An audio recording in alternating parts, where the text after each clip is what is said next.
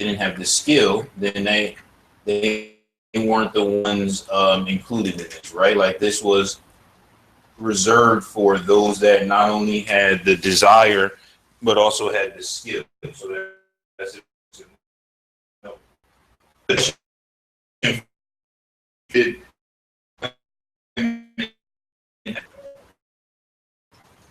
In the verses that Sister Kathy read, it mentions women quite a bit. They have to spot the yams and the goat. Okay, so let's go keep the spin what? The yams. Okay, and then the what kind of hair? Goat hair. Okay, yarn and goat hair, they had to spin. Okay, what else? For the purple and scarlet and linen, they had to make those Say it, things. well, hold on, say it again. What about the scarlet and linen? Okay, all women who were gifted Yep. actresses spun yams with their hands and walk what they had spun from scarlet and finally. Okay, so all the women who knew how to sew basically is what we're talking about, right? Seamstress. All the seamstress had to come in and spin up the yarn, the goat's hair, and participate in this. The ones who had the skill and the talent. Yeah. Okay, what else?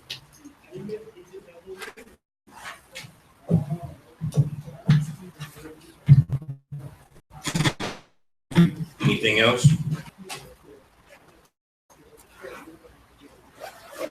Else for women's interaction during this process?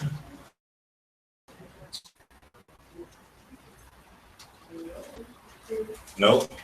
All right, let's talk about this interaction then.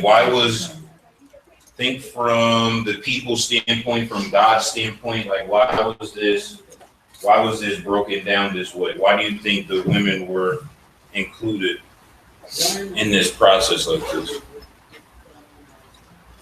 How many men knew how to spin yarn? Okay, maybe the men had no skill set of even spinning yarn in the first place, right? So that might be it. So that's a good point.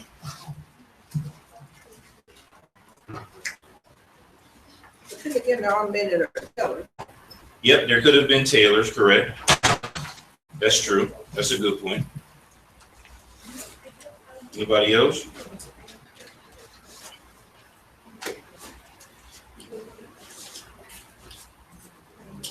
What about this verse, before we get deeper, what about this verse 26? What is this talking about? Because depending on your different translation, it may say something different, but verse 26. All the women who had stood with wisdom spun and goat hair. Yeah, what does that mean? Smart women. Okay. Okay, diligent, what else? Willing. Willing, okay, good. One thing that we as every Christian have a desire, right, with is knowledge. Right, knowledge in the world, knowledge for sure is power, but wisdom is more important than knowledge. A lot of people have Bible knowledge, right? People go to seminary school, people have 2, 3, 4 doctorates, but they have little to no spirit. What's the difference between knowledge and wisdom? Because there's a big difference between knowledge and wisdom. A lot of people have street smarts, book smarts, that's knowledge, right? But wisdom is the difference between a surgeon with years of experience and someone in pre-med, right? Pre-med actually may have more book knowledge remembering than surgeon, because surgeon been out of school for years. But why would you say I rather trust surgeon than pre-med student? Because pre-med students say, why? I have all this knowledge, right? And surgeons say, yeah, you have some more recent book knowledge than me, but I have wisdom in medical community. Why? What does that mean? He was working over and over doing these things all the time. Okay. Not only does he have the knowledge, he knows how to apply the knowledge. He knows how to, in any situation, he knows what to do with the knowledge that he has. Yep. See, wisdom is applied knowledge, right? Like you can know right and wrong, and wisdom is descent of being able to see right before it happens, right? That's where we all as Christians have to get to. Too many of us know right and wrong as knowledge, but don't have biblical wisdom. Remember, Solomon prayed to have wisdom to be able to discern the people. As a parent, every day you should be praying for wisdom to discern the right and wrong. Have one kid and have another kid, you have knowledge of how to raise a kid. But wisdom got to come from God Almighty so that you don't make the same mistakes you made with your first kid, with your second kid, because no parent is perfect, right? Wisdom, to be able to see something and have discernment. In church, we as Christians, more of a prayer life to have a desire for discernment. When we get advice from other Christians, we're too often taking advice from too many people. David, can you go next door and tell them to keep doing this? We need to make sure that we are working with discernment, meaning I'm not going to take advice about my spiritual overall life. If I have advice from a new Christian or an elder, I'm not going to value both the advice the same. The new Christian is less than me. What advice can you give me, right? Some pieces you may have that are beneficial, but the elder has been through so many things in life that wisdom is where you're trying to grab from, right? Meaning the blind leading the blind. This is where young people fall victim to. I don't need advice from my friends over older people. Like my friend in a bad relationship, I'm in a bad relationship. Why I'm talking to you? I'm poor, you poor. What advice you giving me? Right? We both on the bus. What you talking about? Like I need somebody who got a car. You're talking to somebody in a good relationship, then I can grab some advice, right? Blind leading the blind, the saying is we both end up in the ditch, right? Same thing with church. You barely come to church, I'm barely come to church. What you telling me? Why would I say you barely coming me too? You cussing, I'm cussing. Non-cussers that help us stop cussing, right? We need somebody who conquered that thing that can look back and say, here's some steps that I've taken, right? So when we look at this, that attachment, that adjective of wisdom is vitally important. Not everybody has that. Now, James says that everyone has access to that, right? God freely will give if we ask without doubt. But more people have to pray for wisdom, desire to have wisdom and self-control, right? If Adam and Eve had wisdom and self-control, they never would have been in it. They had the knowledge of where the tree was, what not to do, and what would happen if they ate the fruit. That's not enough. Every day, teenagers leave the house with a knowledge of what to do, what not to do, where bad things are. But that's not enough. They come back in the house and did them, right? They need wisdom. Wisdom is how you see wrong, see right, and have the wisdom and self-control to choose right. Every level from young to old have to actively pray for wisdom, because that wisdom is how you get through life less scathed, right? Scathed is damage. That's how you get through life less damage, right? Too many of us learn the hard way when the answer is right in your lap, right? You shouldn't have to get burned to know, now I know what burn is and what it feel like. So next time I'm not going to get burned, because some sins, next time is too late, right? Some things you do, if you did it and you reap the consequence, it's too late for you. The most you can be is an example for the next person. Some things in life you got to learn not to do just because God said don't do it, right? Don't try to be like, well, let me see what's going to happen first, because life is fleeting. We never know when we out of here. So when the Bible talks about wisdom, wise people look past the moment and think down the road, like successful people.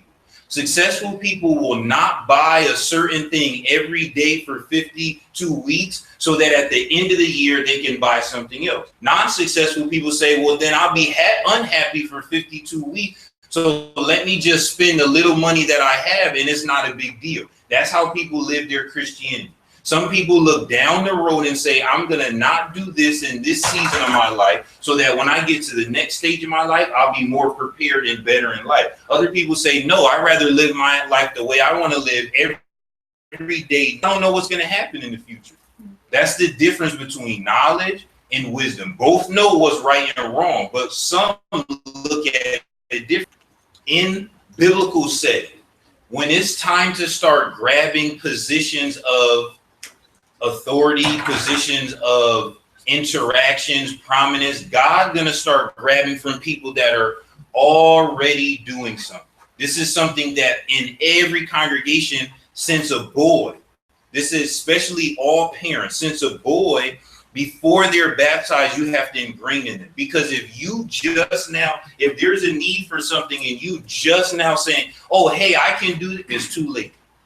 You got to already have been doing those things. First of all, you got to make mistakes, right? Nobody going to get up and do something perfect first time 100%. No way. Always room for improvement. So we as a body always have to be ready to be doing those things. So when God needs you, you're already prepared. No sports team going to be successful if they just now practiced the night before. They got to already be a team. They got to know their plays. They got to know offense, defense. They got to be ready. These women that were selected for this had to already be ready. Now, the fact that they were women was 50-something% of the population, that wasn't enough. You needed skillful and willing. Three categories that to day, right? Every day God allows mankind to wake up. There are Christians everywhere. Forget lost people for a second. But he looking for wise, willing, and able. So that narrows it down to sometimes hardly anybody, right? Same thing as congregations. In America, 11, right? The same number. God may say, that's plenty. Why do you guys keep complaining to me? 11,000, what's the problem? The problem is out of those 11,000, once I say I'm looking for wise congregations, willing and able, he may say, I only got a couple now because all those other ones don't fit those categories because they're not ready. 10 virgins, 5 had their oil, 5 didn't have their oil. The 5 without their oil said, let us have some of your oil. That way we all can wait for the bride the same amount of time. The ones with oil said no, because if we divide, let's say we have 30 days supply, and now we divide it evenly, and we each only have 15 days. So we already can't transfer this so that it themselves and apply it to their own Christianity, which is why Paul said every person have to work out their Christianity in fear and trembling, their own. This is why you have that, right? Peaks and valleys among Christians, because some people are going to believe it and some people don't. The teacher in school preached to 10, 15, 20, 30, college, maybe 300 kids.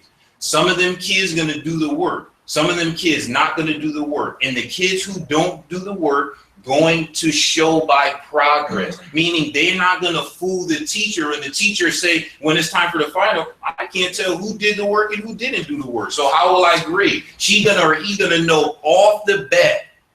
I know before you hand this paper and this is an F paper, I could guarantee, let me see this paper. Wrong, because I know you've never been doing no work. Same thing with God. We come to God acting like we say, oh, I'm ready. God said, this is an F paper. Let me see this paper. Wrong. You say, no, I'm ready to do. You ain't ready to do nothing. Go back. You got to practice. And then we don't want to wait for God's timetable. And we end up doing things anyway. And it messes everything up. Every day, this is people's lives. People do things outside of God's design and their whole life messed up. And when you start messing up your life, sometimes it takes years to recover. And like I said, some sin you do, you never recover from.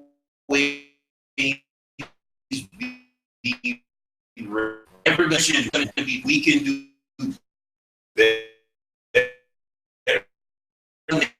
They come Sunday, just off guard and be like, oh, wait, it's Saturday. What's the next day? So how come we don't be prepared for worship?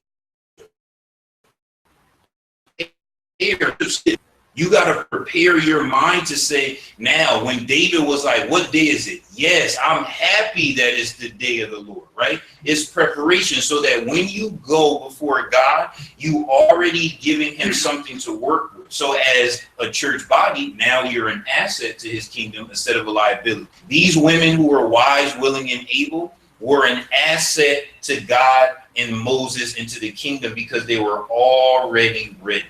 So we have to make sure we're living a life where we're trying to get ready, right? There's a saying, if you stay ready, if you already ready, I don't have to get ready. That is concept. Too often we are let me go home and get ready. Going home is too late. By the time you go home and come back, that wave is gone, right? Have anyone ever had to open up at where they work and you looking at the qualifications thinking, oh man, I want to apply for that? You're not qualified. Now you said, man, if I knew this job was there, I would have been, no, too late. You should have already been doing whatever was on that list so that once the job was ready, you were ready to apply. If you waiting for the job description to come out and then say, now I'll start working on those things, it is too late. Anybody ever been in any type of interaction with people, relationship-wise, where you say, oh, I was, and somebody said, no, sweetheart, you don't got this, you don't got this, you don't got, you say, oh, I'm a good person. That's, your mom might think you're a good person, but you're not ready for me because I'm way over here. You say, oh, well, if I knew you was going to be at this party, I would have came here ready. Too late. He or she said, I came to this party ready. You didn't come ready, right? So you not ready to interact with somebody like me. This is how life works. People be on different wavelengths in life, right? You ever interact with somebody, friends, dating, where you say, we're like two perpendicular lines, two parallel streets, right? We going in a direction will never intersect, sweetheart, because my wavelength, your wavelength, we can't cross. You trying to cross, I'm like, I'm over here. You say, no, let me get, by the time you get to where I'm at, I'm already somewhere else because I'm already past that point in my life. This is how life works, and this is how you fall out with people. Some people be calling your phone with the same nonsense from 2015, and you telling them, I'm in 2016 already. So I don't want to hear about that because that's going to bring me down to 2015. I'm trying to be in 2017. Other person not thinking that way. They living their life backwards. So you feel, we've all been here. This person is emotionally drained. We not on the same wavelength. So when you see their name, you start going like this. Instead of swiping the right way with the green, you swipe with the red and be like, I don't want to talk to them. And sometimes if someone asks you why you don't want to talk to them, you don't really have no answer, right? I don't know what to say. We grew apart. What do that mean? You really want to say they not on my level. I don't want to be mean, but we just not on the same length because I'm trying to go in a direction that they're not ready to go in yet. That's how life works. Spiritually is the same way. The difference is all of us should have the goal to be getting better. In the world, people have different goals, right? You can't force goals on people. But in church, we all should have the same goal, which is, let me be the best version of me today. I may not live till tomorrow. Let me present God with the best version that he created every single day. And if we do that, we stay ready. We don't have to get ready. That's why it's motivation. Bible study is motivation to say, here's some areas in my life I know I can improve. I'm going to actively start working on those things because God is always ready, right? Jesus said it's not an issue between workforce, right? The labors are few. That's the problem, right? He said, I got a lot of work to be done, but the problem is we got only a couple hands ready to do actual work. That's the difference. And the other thing on the flip side is when you stay ready and God grab you and can use you, your life will be blessed in this world and the next. Jesus said it to the disciples, apostles said it to the first century church. And that's what happened here. Right? The women who were wise, willing, and able were the ones that can, once this was made, said, I sew that together. They got honor and praise. Now, the other women could have said, I know how to sew. But did Moses pick you? No. Well then, we're not talking about you. We're talking about us. So we get honor because we were ready. Were you ready? You said, no, I wasn't even there. When Moses was reading this, I was asleep. I was awake, so I got my blessing. That's how life works. When you see that, us should be motivated and say, you know what? Next time Moses needs something and God talked to Moses, I'm going to be ready. Instead, we start doing like this. Now she thinks she's better than us because she's sold this Tabernacle court.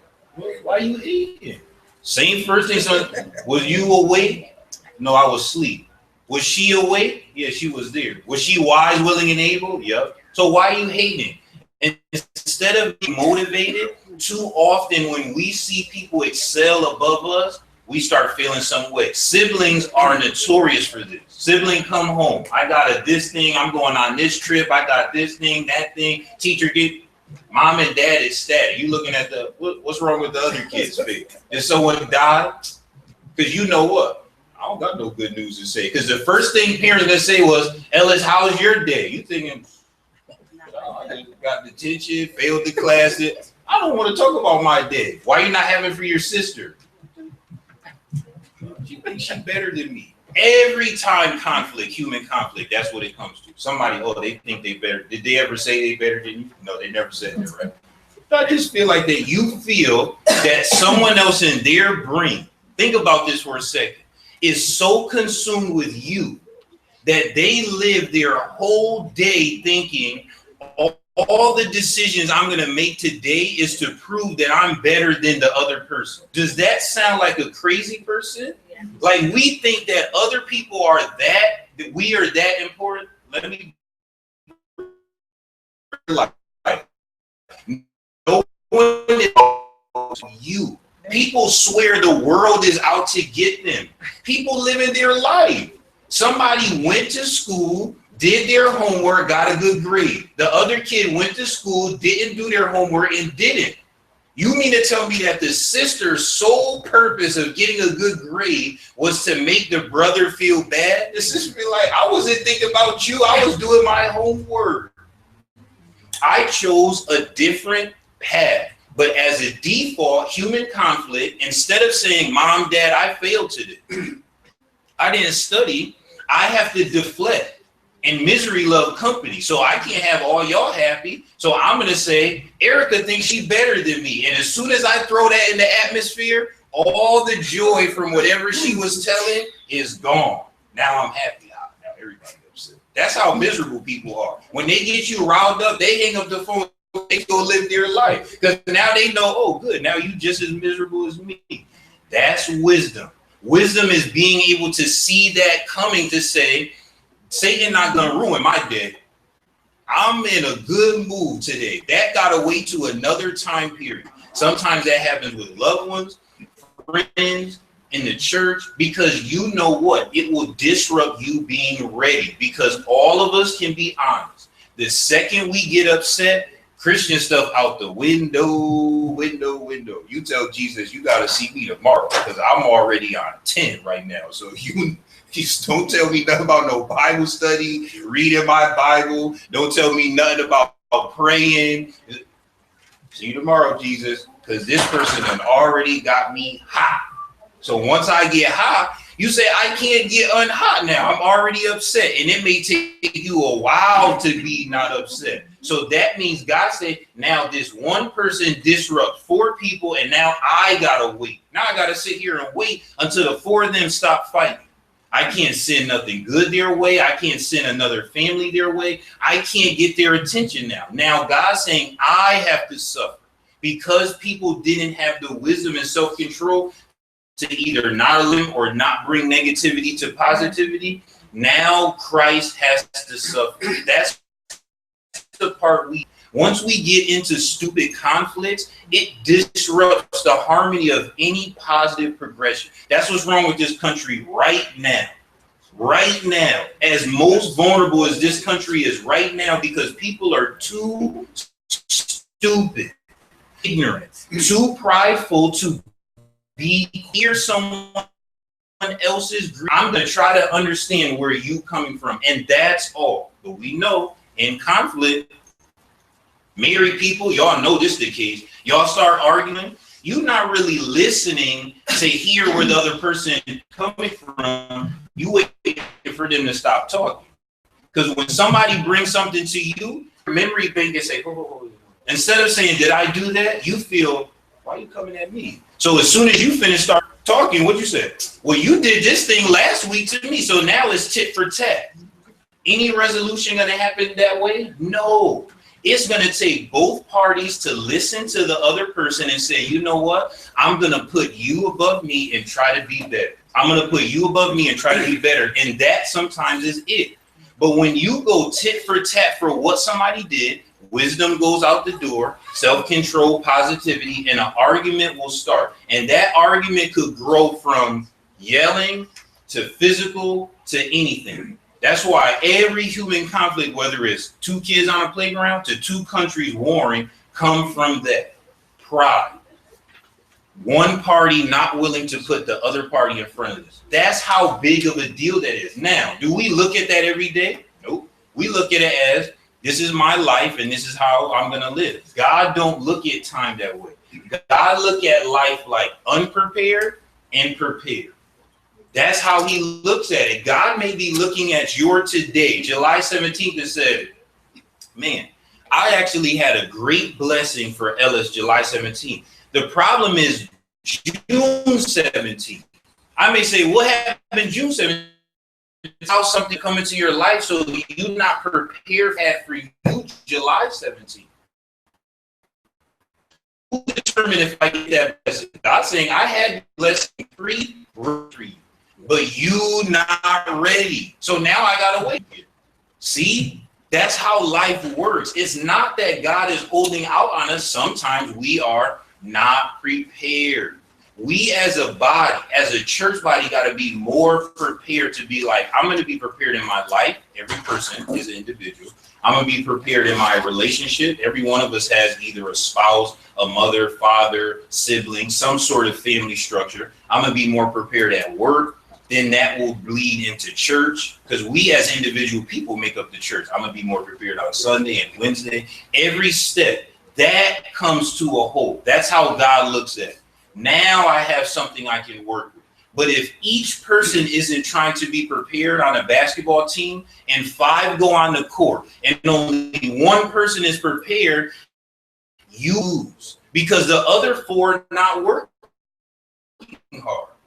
And one person is trying to do the right thing, save money, and 3 people spending money, where will you go financially? Because 3 people could outspend the saving of one person. I don't care how much money you got. If you gave 3 people the debit card and one person went to work, I don't care if they was a billionaire, them 3 people going to eat that billion up quick, because every time they swipe, money just going to flow. And when you don't work hard for something, you don't appreciate. Therefore, you ain't going to care how much things cost. You just going to swipe. That's why at a certain age, you tell kids, go get a job, because you at an age where you have no reference or respect for financial. So you want $300 sneakers, $200 belt. This thing. Oh, no. So you got to go wash some dishes or work at McDonald's for that, because then you learn the value. But a family cannot go in one direction if only one person is headed there and the others are staying, going left or right or back. Family can't function like that. Business can't function like that. Country can't function like that. The church can't function like that. All of that comes down to, wow, God depends on us each and every day that much? Yes. God could have had it where every day at lunchtime, Jesus appear into the heavens and give a sermon. But God may be saying the reason why I don't have more people saved on July 17th is not because the blood of Christ, not because the word of God, because I don't have enough people ready. And I can't make them get ready because I gave them free will. That means that the world's salvation is on who's? Ours. Like I said, once I'm upset, am I inviting people to church or a picnic? No, I'm upset. Once I get upset at work, I'm upset. I'll be honest with y'all. Once people get me some kind of way at work, look, It's going to be hard to cut through that. It's going to take Jesus himself to come get me, because I feel like, you know what, fine. And then once I get upset, what you start doing? Remembering all the things somebody else did that was stupid to you before. You're like, I ain't even like this person anyway. I don't know why I was fronting. This person did this thing, that thing. I put my chicken in the refrigerator. They ate my chicken, knowing that that thing said Ellis on it. Then you just mind start going. Am I thinking anything spiritual? No, forget that. And then do I care how I interact with them? No, I'm going to look at them any kind of way, side eye, suck my teeth. So then now later on, I say, oh, today we got a picnic. So Friday, hey, you want to come to my roots? Word, we don't be ready. Life is a series of moments. We be looking for this grand thing like, man, God, show me this amazing thing. God said, you didn't have amazing things. Add up all the days you lived. All those days were amazing. You didn't use your days right. So when we hear these things, say, you know what, you're right. Again, don't get jealous, don't get upset, right? If you were one of the women here that weren't wise, willing, and able, say, okay, you know what? I'm going to step up my sewing game, right? Brother asked for 3 buttons. I'm going to put 3 buttons. I'm not going to put 2. I'm not going to put 1. I'm not going to put 3 button clusters. I'm going to get better at sewing. I'm going to learn right and wrong and work on wisdom of choosing right. And I'm going to be more willing to do something. And that would make it whereas each book, chapter, verse was going forward, the Israelites would have been getting better as a nation if every person thought that way. The problem is they start getting worse, because each person didn't have a desire to be better. And once you add that mentality up, that is the issue, right? When you get paid, you got a lot of money. The problem is you got bills, right? If you just had one bill, you'd be like, oh, this cell phone bill not bad. But once you start adding your bills and subtracting from your check, now you realize I don't have enough money. But if it wasn't for the bills, you probably be like, look, even part-time job, I could be living out here. That is how life works, right? That negativity subtracts from the positive. That's the problem. If it was the other way around, we'd be blessed. If we would allow positivity, that positivity, we would win every day. But we allow one negative thing. Be honest. Sometimes the tiniest thing could make our entire day, week, month, year down the toilet. It has to work the other way, because that time you spend upset, not ready, fighting, sinning, you can't get that. That time is gone. That's what the 5 virgins who had the oil was saying. When that man come here, we get married. You going back home. Time you get home oil and come back, he chose already. It's too late, right? Older people could look at you and say, look, it's going to be too late. And that wave never coming back. You say, I'm going to wait for high tide again. Not going to be the same wave. Another wave going to come, but it won't be the same. You missed your blessing. That's how life works. That's what this verse is talking about. Those that received the blessing because they were ready, and those that missed it because they weren't ready. That's the problem with the brotherhood.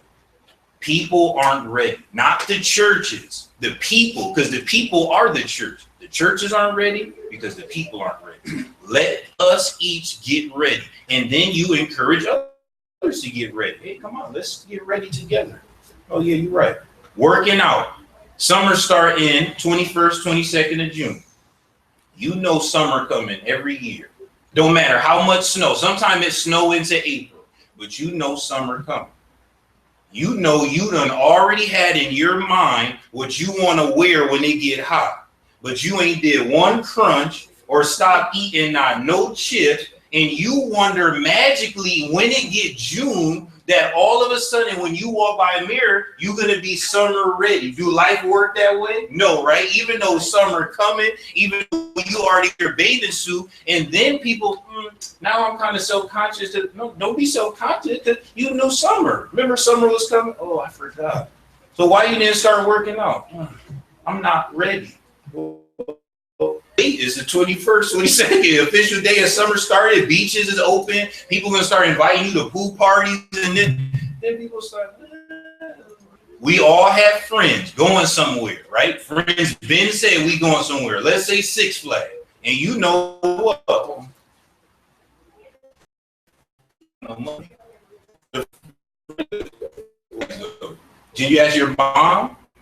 No, she's not gonna go. I mean, your friends not go. Friends that say, "Oh, Ellis, you know what, man? It's like we say, but we got money. Like we already ready. We've been told you we going to. I'm mad twice that I can't go and they went without me. But you didn't get ready though. That's how life works, right? It's about ready and not ready. That is the point. So when we look at this, please encouragement to say, wow, okay, wow, these women were ready. They got their blessing. They made it into the Bible. That's how ready they listed, and forever their legacy is ended. And the other women who weren't ready, we never heard of them. God bless the dead. I don't know where they at. But these women was ready, and they caught a verse 26. That's how important every day is. You have a chance to be in God's history book or out of it. Which one you want to be? God's history book or Satan's history book? God's history book got ready people in. Satan's history book is jam-packed with not ready people. That is the mentality we have to be. Trained or untrained. Ready or unready. When you live your life like that, you could conquer the world. I say all the time, if we truly live that way, you could fly one day. One day you could be like, oh, I'm so ready, I might fly away. Just get up and fly. That's why GD's so ready. You can take mountains and start rearranging them, saying, I don't like this mountain structure. I'm going to put this mountain here. People say, oh, that's impossible. G say, right, impossible to not ready people. But to ready people, that's impossible. That is so possible. That's how life works. Ready or not ready. So today for us, we gonna be ready. All day, we're gonna have a great day. We about to have a great worship. We're gonna have a great picnic. And don't let no negativity bring you to the unready. Don't let no phone call. Don't let nobody cutting you off on the way to the picnic. If your hot dog is a little burnt, don't get unready. Don't get I-17 too important to let little thing like this don't got enough seasoning to upset your whole day. Be ready, especially during worship, because God is saying, I only got one worship. I got to wait all the way to the 24th till I get another worship. So I need ready people to worship today because I'm ready for worship. And we don't be ready. God ready. God said, I'm excited to hear some singing. I can't wait. And we say, I don't want to sing today. God said, oh, looking for y'all sing a couple songs I like. I can't get I was excited to get some offering. You got nothing for me? I'm not ready. I don't got no money. See, we never think about God's feelings. We too selfish. We never think that God is waiting for us to get to the hotel. Hurry up. Wake up. Y'all can't wake up yet? Get to the hotel. I'm looking for my worship. Be ready. Praise God. Thank you, God, for letting us make it to July 17th. This world is a crazy place. We could go in a second. Our phone could be buzzing of some new thing that happened in the world or in some part that affect us. We blessed. God saying, yes, give me praise for making it to today. Ask for what you want later. Sunday shouldn't be about asking God for stuff. Thank you for letting me make it to July 17th. I'm going to be ready. I'm going to be wise, willing, and able all day. And when you see each one of us get upset, oh, brother and sister, don't be upset. It's not that important. Oh, you're right. Stay ready. Right? Don't make me more upset. Help me be unupset, right? Help me be better. That's what the Bible is about. When we see each other struggling, help one another. Hey, it's okay. Moses is going to come around and look for some seamstress probably next week. You know how Moses is. He always asking for stuff. Ready. But yeah, you're right. I'm going to be ready next week. So that's the encouragement for all of us to be ready and be focused. Okay, let's have a word of prayer and then we will transition into our worship service.